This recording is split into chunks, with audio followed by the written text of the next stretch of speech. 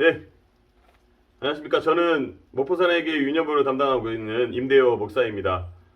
이번에 새롭게 학부모 세미나로 인사드리게 되었는데, 오늘 이 세미나를 통하여서, 이 강의를 통하여서 우리 부모님들과 함께 우리 유년부 아이들을 우리 가정에서 멋지게 세워가는 귀한 시간이 되었으면 좋겠습니다. 자, 강의를 시작하도록 하겠습니다. 문명의 충돌, 세계 질서의 재형성이라는 글을 쓴 사무엘 헌팅턴이라는 분은 이러한 이야기를 했습니다. 결국에는 무함마드가 이긴다. 기독교는 주로 개종에 의해 확장되고 이슬람교는 개종과 재생산에 의해서 확장된다.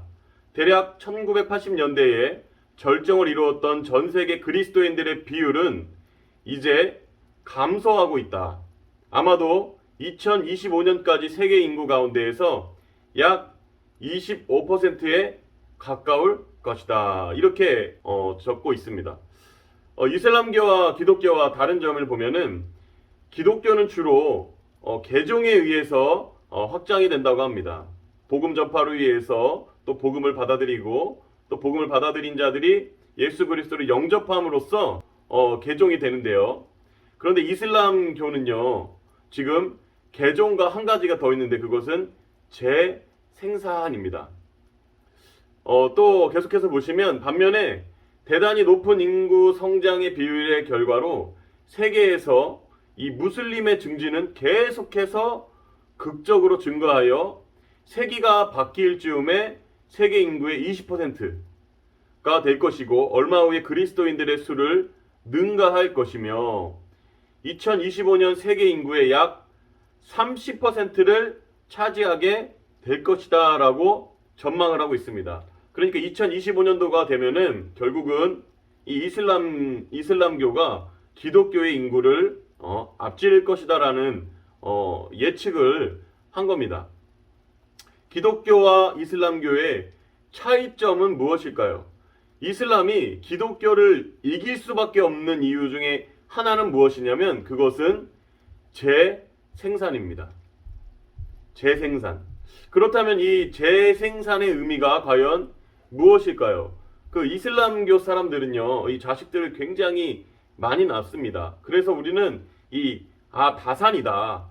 단순히 다산일 거라고만 생각할 수 있지만, 거기에서 더 나아가서 우리가 생각해 봐야 될 것은 아이들에게 신앙의 유산을 물려주지 않으면 결국 이슬람이라는 종교 또한 세대를 거듭할수록 그 교세가 약해질 것이다 라는 얘기예요.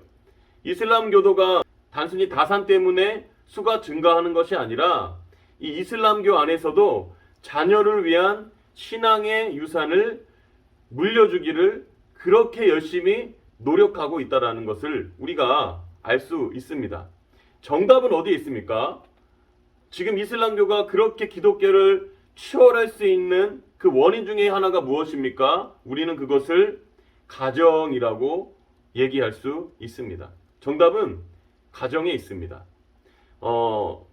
이슬람교 사람들은요, 이 가정에서 어머니의 이슬람화 교육이요, 이슬람 종교의 전수이자 가장 중요한 토대이라고 합니다.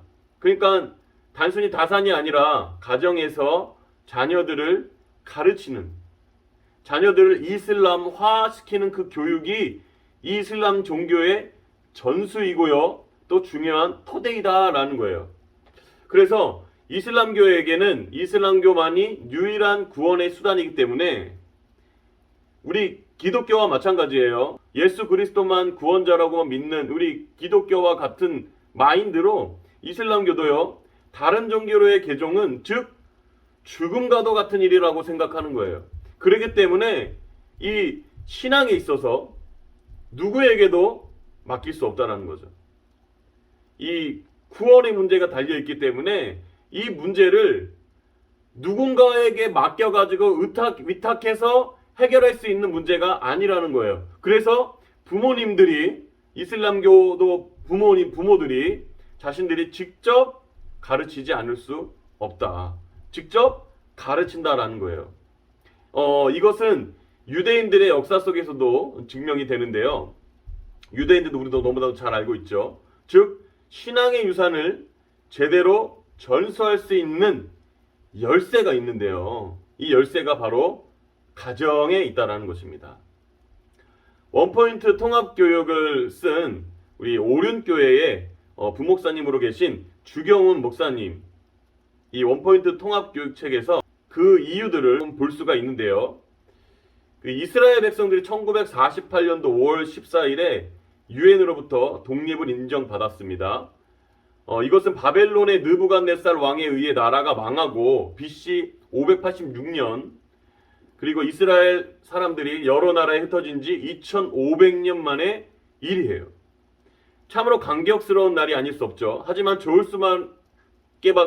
수만은 없는 문제거리가 하나가 있었는데요. 그것은 바로 언어와 문화의 장벽이었습니다. 역사적으로 볼 때 나라가 망하고 100년이 지나면 한 나라의 언어와 정체성을 상실하기가 너무나도 쉽다는 거고요. 그 나라가 없어지기 마련이죠. 2500년이었어요. 그러나 2500년 그들이 다 디아스포라, 다 흩어져 있던 유대인들이었는데 언어와 문화의 장벽도 당연히 다를 수밖에 없다고 생각이 들었어요. 그런데 2500년 만에 50여 국가에 생활하던 디아스포라 유대인들이 모였는데 대혼란을 겪는 것은 당연한 일이잖아요. 그런데 놀라운 것은 이스라엘의 언어와 문화, 종교에 아무런 문제가 없었다는 거예요. 왜 그럴까요? 하나의 언어, 하나의 종교, 하나의 문화를 이루어 민족의 고유한 유산을 그대로 간직하고 있었기 때문입니다.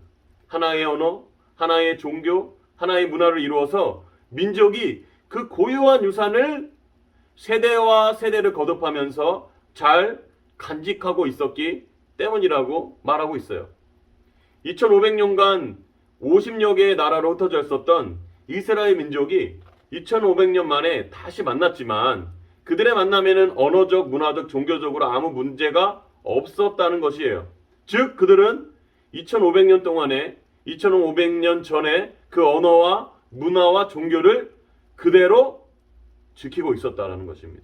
그 이유는 이스라엘 민족이 신명기 6장 1절 9절을 근거로 하는 쉐마 교육을 통해서 이스라엘 민족이 가정이 다음 세대의 신앙을 책임지고 교육하는 신앙 교육 방법을 가정이 다음 세대의 신앙을 책임지는 이 교육 방법을 2500년 동안 지켜왔기 때문이다 라고 말씀하고 있습니다.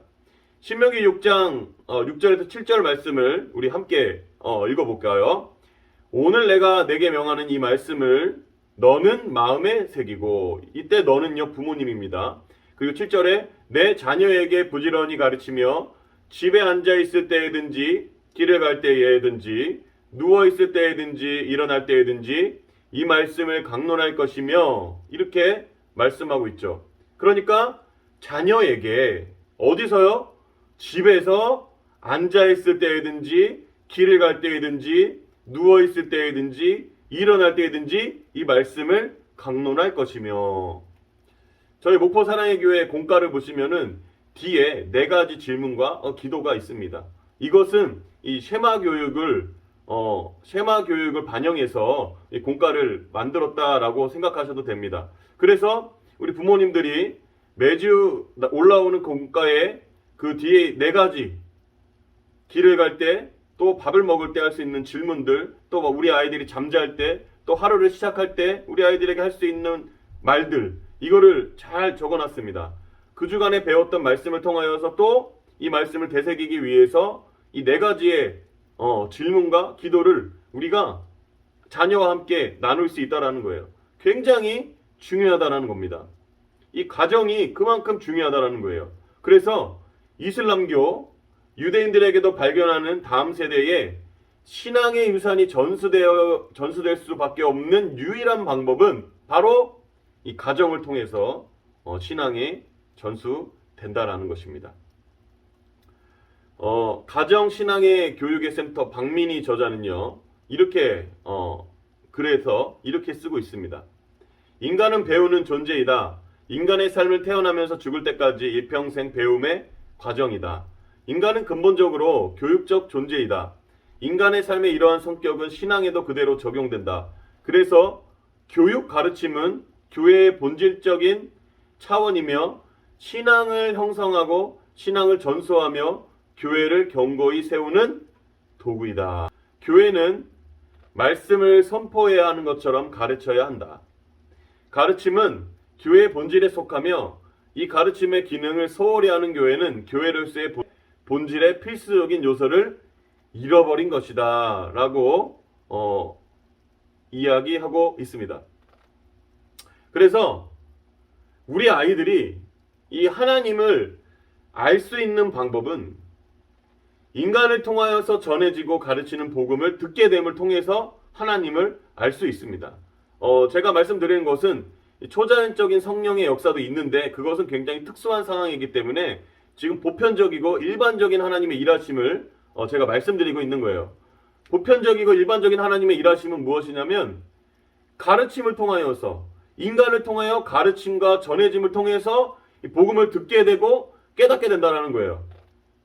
하나님은 사람을 통해서 일하시길 원하시잖아요. 그러나 하나님은요 보편적으로도 일하시고 이 일반적인 일하심의 방법을 사용하신다는 거예요. 그래서 인간을 통해서 하나님은 복음을 가르치시고 하나님을 깨닫게 하시고 하나님을 알게 하신다는 거예요.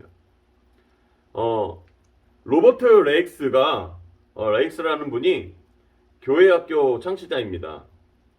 1780년도에 영국 글로체스터에서 시작한 주일학교, 영국 글로체스터에서 주일학교가 시작되었는데요. 1780년에 처음 이 로버트가 시작할 때의 주일학교는요, 학교조차 제대로 갈 수 없었던 가난한 아이들과 청소년들을 대상으로 이 교육을 실천했습니다. 대부분 방치된 아이들이었고요. 이 아이들이 거리로 나와서 말다툼, 욕설, 폭력 등을 행사했고, 그 아이들의 그 모습들이 굉장히 불쌍해 보였어요. 모습들이 굉장히 안타까워 보였죠. 그래서 로버트 레익스는 이들의 문제는 무지에서 비롯되었다라고 생각해가지고 교육할 수 있는 교육기관을 세웠는데 이것이 주일학교의 시작입니다. 그런데 불과 4년 만에 영국에서만 주일학교 학생 수가 25만 명이 된 거예요.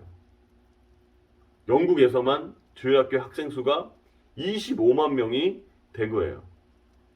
아무도 안 늘려주실 줄 알았습니다. 그리고 이 영국의 주일학교는 미국으로 건너가서 영국에서와 같이 급성장을 하게 되었습니다. 이 주일학교가 너무나도 중요한 것이죠. 이 주일학교는요, 신앙의 본질이 요구한 결과물이었고요. 또 시대가 요구한 것의 이 결과물이었습니다. 그리고 누구나도 부인할 수 없는 것은 무엇이냐면 부흥을 이뤄낸 것도 사실입니다.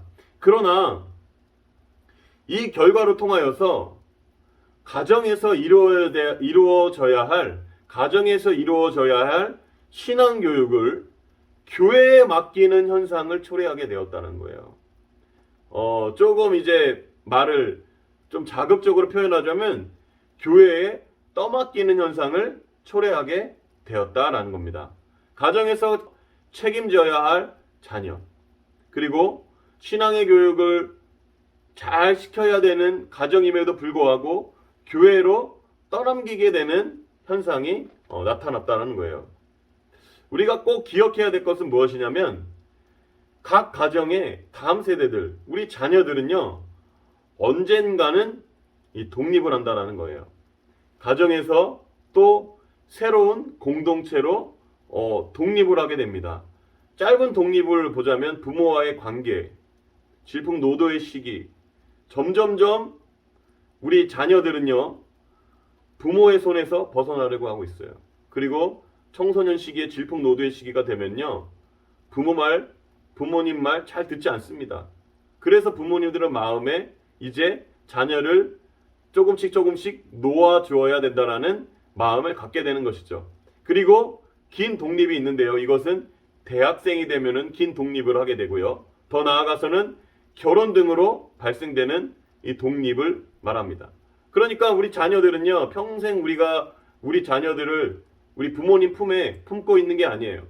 시간이 되면은 이 자녀들은 이제 부모의 손에서 떠나가게 됩니다. 그리고 그 자녀들도 독립을 하게 되고 그 자녀들도 가정을 이루면서 살아가게 되는 거예요. 언젠가는 우리의 손에서 벗어날 이 자녀들, 독립해야 될 자녀들, 누가 책임져야 될까요? 론 헌터의 D6라는 책에서 이러한 인사이트를 얻었는데요. 160이라는 숫자는 7일을 시간으로 환산한 수입니다. 이 두려운 사실은 1이라는 숫자는 무엇이냐면 160과 1이라고 되어 있잖아요. 보시면은 1이라는 숫자는 학생들이 일주일 동안 제자 훈련에 할애하는 평균 시간입니다.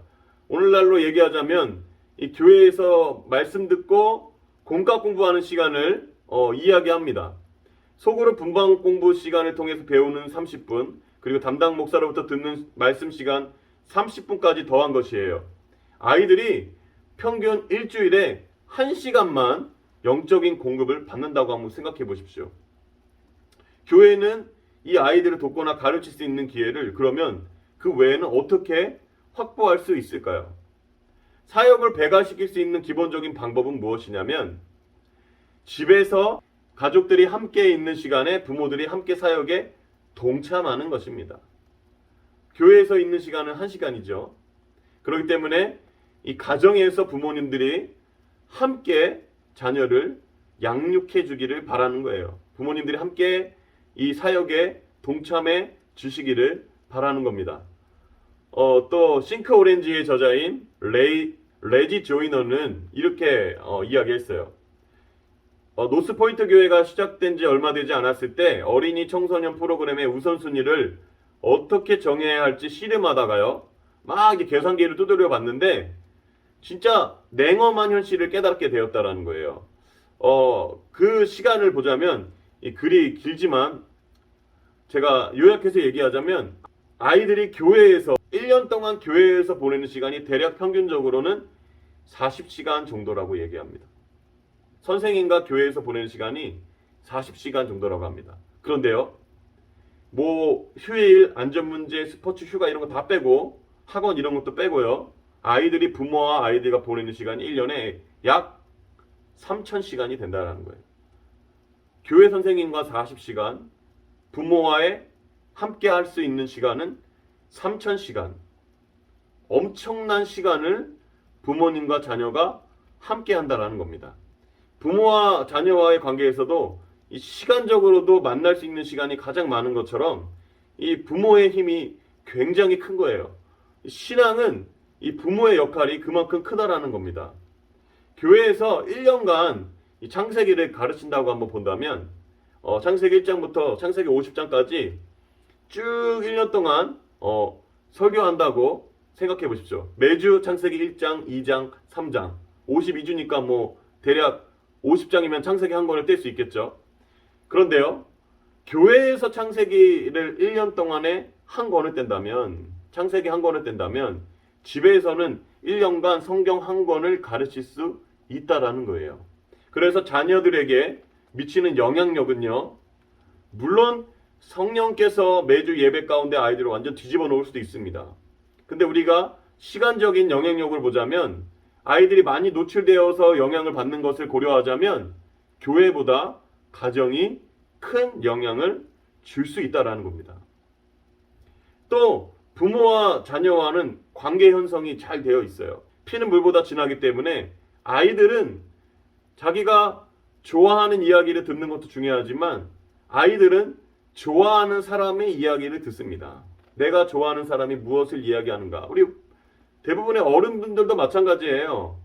아무리 좋은 이야기라도 내가 싫어하는 사람이 얘기하면 듣지 않습니다. 그런데 이 듣고 싶지 않은 이야기라도 내가 좋아하는 사람이 이야기하면 듣게 되고요. 또 아멘도 할 수 있는 그러한 것을 우리가 볼 수 있죠. 바로 관계 형성에 있어서 부모와 자녀, 이 관계는 끊을 수가 없잖아요.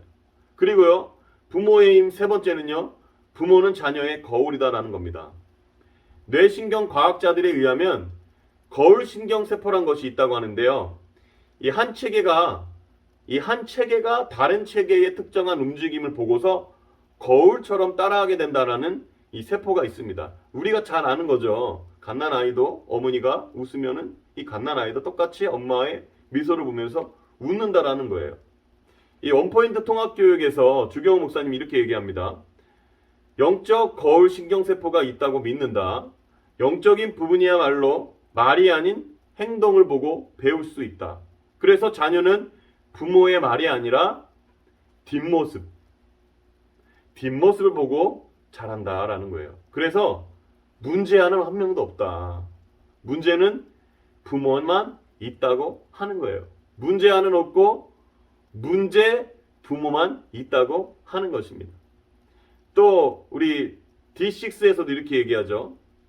아들과 딸이 일찍이 고향을 떠나 멀리 이사가 왔지만 아이들이 여전히 고향 대학 미식축구팀을 응원하고 있었다고 그래요.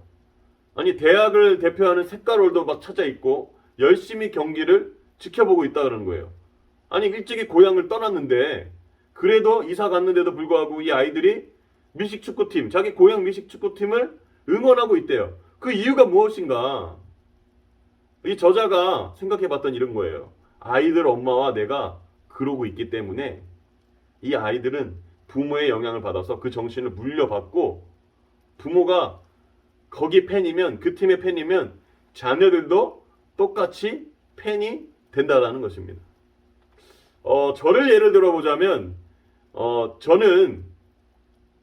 저는 아버지가 프로 야구를 보실 때 아버지는 삼성 라이온스였어요. 그리고 저희 형은 기아 타이거즈였고요. 또 저는 바로 LG 트윈스였습니다. 여기에 있어서는 제가 공감이 되지 않지만 여기서 이 론 헌터가 이야기하고 있는 바는 무엇이냐면 부모님이 그렇게 좋아하고 그런 행동을 하면 자녀들도 대부분 이 부모와 같은 행동을 하고 또 팬이 된다라는 겁니다. 그래서 자녀들은 부모의 이 뒷모습을 보고 배운다라는 겁니다. 성경적으로도요, 우리가 알 수 있는 사실은 창세기 20장에 보면 아브라함이 아내 사례를 이 여동생이라 그래요. 이 사라가 너무 이뻤나 보죠. 너무 이쁜 나머지 자기 목숨을 잃어버리기 싫으니까 여동생이라고 주장합니다.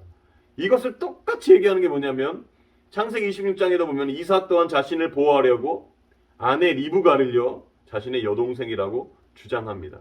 이 거짓말을 하는 것이죠. 거울 효과. 아브라함의 그러한 모습을 보고 이 이삭 또한 그러한 행동을 하는 것을 우리는 성경을 통해서도 볼 수 있습니다. 신명기 6장을 다시 한번 보겠습니다. 오늘 내가 내게 명하는 이 말씀을 너는 마음에 새기고 그리고 7절에 내 자녀에게 부지런히 가르치며 이렇게 돼 있어요. 이 본문의 1차 독자는요. 자녀가 아니라 부모입니다. 그러니까 부모가 먼저 하나님 말씀을 마음에 새기고 하나님 말씀대로 살아가는 모습을 보이고 하나님과 동행하는 모습을 보이면서 그 모습 가운데에서 자녀에게 내가 만난 하나님을 자녀들에게 가르치는 거죠. 내가 말씀대로 살아갈 때 느꼈던 하나님의 그 능력, 그 하나님의 은혜를 자녀들에게 부지런히 가르치라는 거예요. 누가 먼저 변해야 되냐면 부모님들이 먼저 변해야 된다는 겁니다. 하나님이 1차적인 교육 대상으로는 누구를 선택하냐면 자녀가 아니라 바로 자녀를 가르치고 있는 부모인 것을 우리는 알 수 있습니다. 왜 그럴까요? 부모가 성장한 만큼 자녀가 성장할 수 있기 때문입니다. 부모가 신앙 교육의 핵심입니다. 오늘 제가 계속해서 말씀드리는 것은 이 가정에서의 부모의 역할을 이야기하고 있습니다. 요한복음 5장에 보면 38년 된 안진뱅이가 나옵니다. 이 안진뱅이는 38년 동안 걷지 못했어요. 그런데 그 베데스다 연못에서 이 물이 동하는 것을 끝까지 기다리고 있는 사람 중에 한 명이에요. 그런데 물이 동한다고 한들 가장 먼저 들어갈 수가 없어요. 왜요? 이 안진뱅이가 어떻게 먼저 들어갈 수 있겠어요? 그곳에 많은 병자들이 모여 있었습니다. 물이 동하면 가장 먼저 그 못에 들어간 사람들이 깨끗하게 나을 것이다라는 이 신화에 빠져 있었어요. 그래가지고요, 이 병자도 물이 동하기만을 기다리고 있었죠. 그런데요, 물이 동한다 한들 그곳에 들어갈 수 있는 능력이 없어요. 힘이 없어요. 너무나도 불쌍한 사람들이죠. 헛된 신화에 빠졌습니다. 그런데 이 38년 된 병자를 누가 고쳐주십니까? 베데스다 연못이 아니에요. 바로 예수 그리스도께서 네가 그 자리에서 일어나라. 일어나라 했을 때 이 38년 된 병자가 일어났다라는 거예요. 헛된 신화가 그를 변화시킨 게 아닙니다. 헛된 신화를 따르던 그를 예수님께서 만나주시고 예수님을 통하여서 그가 깨끗하게 낫게 된 것을 볼 수 있습니다. 우리는 헛된 신화를 쫓는 사람들이 아니에요. 오직 예수 그리스도를 우리 자녀와 예수 그리스도가 만날 수 있도록 역할을 하는 것이 누구냐면 이 부모님의 역할입니다. 우리의 인생에서 가장 중요한 것은 무엇이냐면 예수 그리스도를 소유하는 길이고 바로 예수 그리스도를 내 마음에 모시는 것. 바로 이 신앙입니다. 우리 자녀들이 가장 필요한 것은 예수 그리스도입니다. 부모가 신앙의 교육의 핵심이라고 말씀드렸습니다. 첫 번째로는 부모의 힘은 이 시간에서 나옵니다. 168대 1, 3000대 40. 교회에서 1년간 창세기를 가르칠 수 있다면 집에서는 1년간 성경 한 권을 가르칠 수 있다라는 거예요. 또 관계 형성입니다. 이게 부모의 힘입니다. 아이들은 좋아하는 사람들의 이야기를 듣습니다. 그리고 이 부모는 자녀의 거울입니다. 그래서 자녀는 부모의 말이 아니라 부모의 뒷모습을 보고 자라간다는 거예요. 제가 이 부모 세미나를 결론 지으면서 이렇게 도전을 드리고 싶습니다. 시간을 창조하십시오. 요즘 아이들이 시간이 없는 건 사실입니다. 아이들이 너무 바빠요. 어떤 친구들은 학교 끝나자마자 학원 가고 그 학원 끝나면 또 학원 가고 그 학원 끝나면 또 학원 가고 또 태권도 학원 가고 피아노 학원 가고 너무나도 많아요. 방과 후부터 시작해가지고 우리 아이들이 너무나도 많은 시간을 학교와 또 학원에서 보내고 있는 것을 우리가 볼 수 있습니다. 다니지 말라는 의미가 아니고 아이들이 너무나도 바빠요. 그래서 우리 아이들이 하루에 성경을 들여다볼 수 있는 시간이 없어요. 빨리 또 숙제도 해야 되고요. 숙제하고 나면 씻어야 되죠. 또 씻으면 또 양치질 해야 되죠. 양치질하면 또 자야 되죠. 이게 보통 피곤한 게 아니거든요. 아이들이 잠자는 시간, 학원, 스포츠, 독서, 취미, 게임 너무나 바빠요. 그럼에도 불구하고 시간을 창조해야 됩니다. 그 가운데에서도 우리가 시간을 창조해야 됩니다. 우선순위를 정해야 된다는 거예요. 이 바쁜 일상 가운데에서도 우리가 급한 일에 너무나도 우리의 시간을 다 빼앗기는 것이 아니라 급한 것보다 중요한 일을 먼저 해야 되는 거죠. 시간을 창조해야 합니다. 어떤 분들은 이렇게 얘기할 수 있어요. 진짜 시간이 없다. 저 시간 없어요. 저도 직장 생활 다니고 시간이 없어요. 하신 분들은 밥 먹는 시간을 한번 활용해 보십시오. 밥 먹기 전에 성경을 함께 듣고 맥체인 성경 임목사 유튜브를 참고하셔가지고요. 이 성경 읽는 게 1, 2학년 친구들 성경 읽는 게 어렵거든요. 어려운 친구들은요. 유튜브로 제가 잘 이게 배려해가지고 올려놨어요. 그러면 화면을 통해서 글을 읽으면서 또 음성이 아주 그냥 노래까지 나오면서 배경음악까지 나오면서 너무나도 그냥 현실적이고 너무나도 그 익사이팅한 그 음성입니다. 공동체 성경 읽기인데 이걸 통해서 맥체인 성경 4권을 하루에 읽고 또 유튜브에 보시면 밑에다가 제가 설명글을 달아놨어요. 더 깊은 묵상, 적용, 기도도 해놨어요. 그거를 읽고 그 하루를 하나님 앞에 맡겨드리는 거죠. 또 하나님의 말씀으로 다시 내 마음을 새롭게 하는 거죠. 그 다음에 중요한 것은 두 번째는 밥을 먹으면서 주일에 들은 말씀을 나누는 겁니다. 누구야? 이번 주에 임대호 목사님이 무슨 설교했어? 그 목사님 설교한 거 기억나니? 대부분 친구들 이럴 거예요. 엄마 나 기억 안 나는데? 무슨 얘기하지 나 기억 안 나. 그러면은요.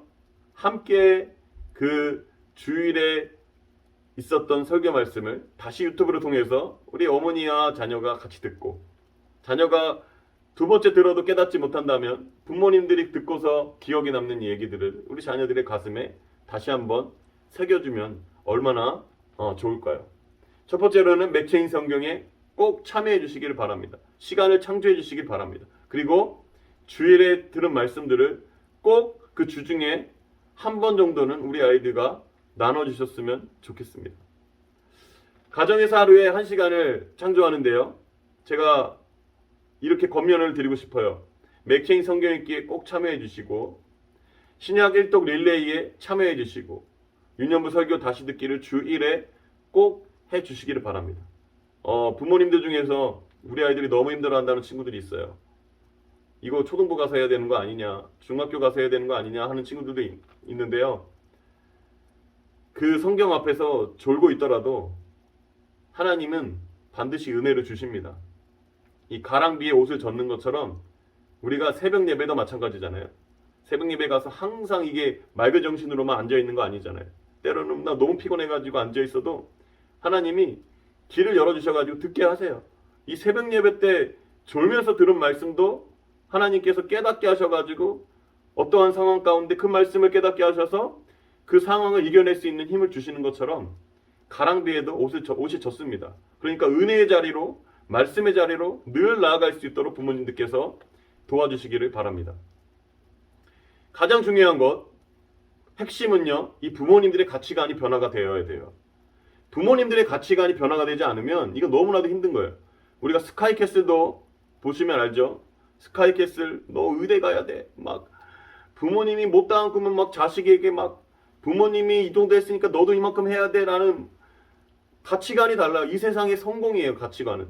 그리고 너무나도 잘 아시는 우리 드라마 뭐죠? 펜트하우스. 거기서도 보면요, 이 가관이잖아요. 이 자식들을 얼마나 괴롭히나요?